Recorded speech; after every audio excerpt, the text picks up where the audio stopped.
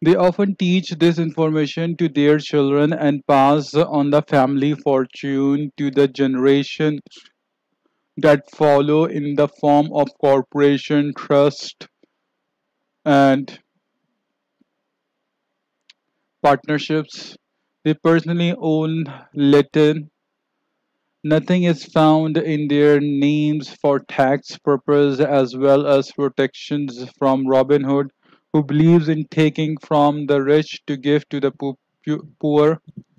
But although they own nothing, they control everything through corporation.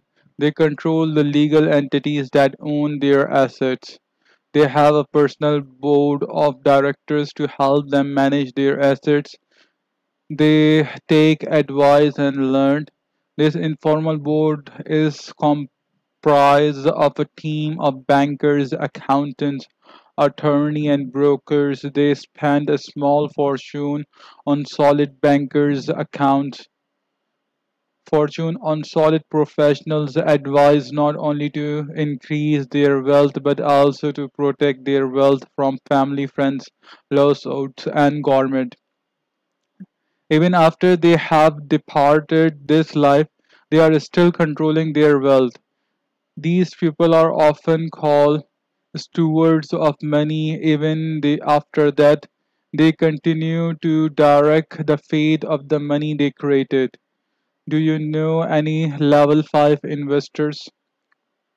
Level 6 capitalist. Few people in the world reach this level of investment excellence. In America, less than one person in 100 is a true capitalist. This person is usually an excellent B as well as an I because he or she can create a business and investment opportunity simultaneously. A capitalist's purpose is to make more money by synergistically orchestrating other people money, other people talents, and other people time. Often, often they are the movers and shakers that allow America and other great countries to become great financial powers. These are the Kennedy, Rockefellers, Ford, J. Paul Getty, and Ross Perot.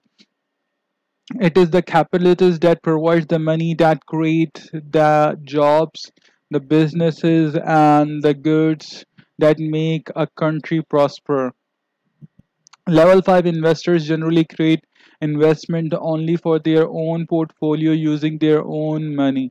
True capitalists, on the other hand, create investments for themselves and other by making the talents and finance of other people.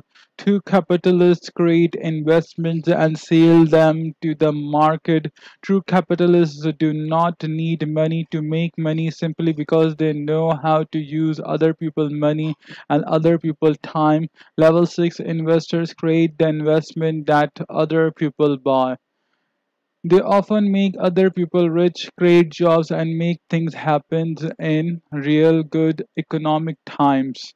True capitalists do well in bad economic times. True capitalists gets even richer. Capitalists knows that economic chaos means new opportunities. They are most often involved early in the project, product, company, or country years before the masses find it popular. When you read in the paper about a country in trouble or in a war or a disaster, you can be assured that a true capitalist is going in soon or may already be there. A true capitalist going in while most people are using stay away that country or that business is in turmoil. It's too risky. Returns of 100% to infinity are expected that because they know how to manage risks and how to make money without money. They can do this because they know that money is not a thing but merely an idea created in their head. While these pupils have the same fear everyone has, they use that fear and turn it into excellence. They convert fear into new knowledge and new wealth. Their game in life is the game of money, making money. They love the game of money more than any other game, more than golf, gardening, or goofing off. This is the game that gives them life. Whether they are winning or losing money, you can always hear them say, "I love this game." That's why makes them capitalist. Like those at level 5, investors at the level are also excellent stewards of money. When studying most of the people at this level, you often find that they are generous to their friends, family, churches, and to education. Look at some of the famous people who found our well-known institution of learning. Rockefeller helped create the University of Chicago, and J.P. Morgan influenced Howard with more than money. Other capitalists who gave their names to the institution they held found include Vanderbilt, Duke, and Stanford. They represent the great captains not only the industry but also of education. Today, Sir John Templeton gives generously to religion and spiritually, and George Soros donates hundreds of millions to cause he believes in.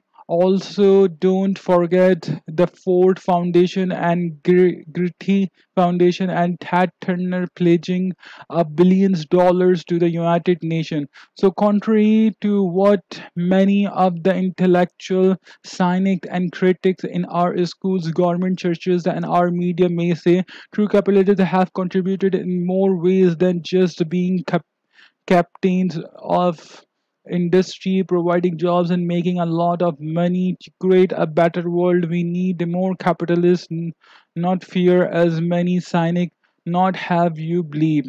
In reality, there are many more cynic than capitalists. Cynic who make more noise and keep millions of people in fear, seeking security instead of freedom. As my friend Kneet Cunningham always say, "I've never seen a statue erected to a cynic or a university funded by a cynic." Do you know any level 6 investor optional? Before reading further, this completes the explanation part of cash flow quadrant. This last chapter dealt with the I section of the quadrant. Before we go on, here's another question. Number one, what level of investors are you? If you are truly sincere about getting wealthy, quickly read and reread the 7 levels. Each time I read the level, I see a little of myself in all the levels. I recognize not only strength but also a Zig Ziglar say character's flaws that holds me back. The way to great financial wealth is to strengthen your strength and address your character flaws. And the ways to do that is by first recognizing them rather than pretending you are flawless. We all want to think the best of ourselves. I have dreamed of being a level 6 capitalist for most of my life. I knew this is what I wanted to become from the moment my rich dad explained the similarities between a stock and picker and person who bets on horses. But after studying the different levels of the list, I could see the character flaw that hold me back. Although I do operate today as a level 6 investor, I continue to read and reread and the several levels and work on improving myself. I found character flaws in myself from level 3C, and that would often raise their ugly heads in times of pressure.